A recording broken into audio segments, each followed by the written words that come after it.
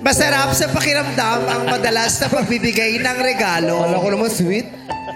Nagsimula sa tulong hanggang sa naging sustento. Sustento? Love language ba ni MC ito? Siya pala. Hindi ako yan. O isa ng abuso? Pag-usapan natin dito sa Especially for You. Mahal ko kasi. Iyan ang sagot ng babaeng nagbulag-bulagan. Makatanggap lang ng atensyon kahit Oh, panandalian. that's so sad. Diba? I know the sad. feeling. Oh. Hirap ng... I fully understand. Been there, done that. Matagal ka dun.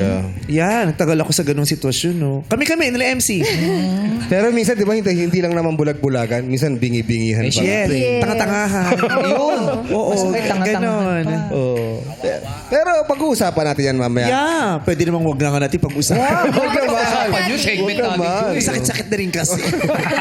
Pero magandang simula naman ang naghihintay para sa ating searcher at mapipiling searchy dahil may nakahandang dinner date sa kanila sa Wing Yard Unlimited Wings sa Diliman, Quezon City.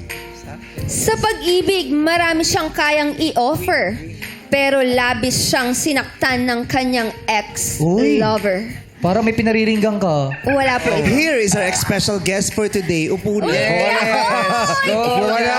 Upo ka na! Ay, surprise sa iyo to. Jackie, makakatiwag na before Jackie. Tawagin na Go. natin ang kanyang mga kasama ngayong araw. No. Sino ba? Hoy, upo ka na! Hoy, nahabol ka na upuan. Upo ka na! Tumatama yung ano. Upo ka na, Jackie! Alam mo, kuya, kung hindi talaga maganda yung mga binubulong mo paminsan-minsan, dapat hindi ka bumubulong. Hoy, nahabol ka na. Ay, naman siya! Uy, mahiya ka sa guest natin. Galing pang LU. Kuya Jong! Basang-basa ng tubig yun. Kaya alam mo po, madlang people, here's our special guest for today. Hoy! Ayoko! Sabi niya, ayoko!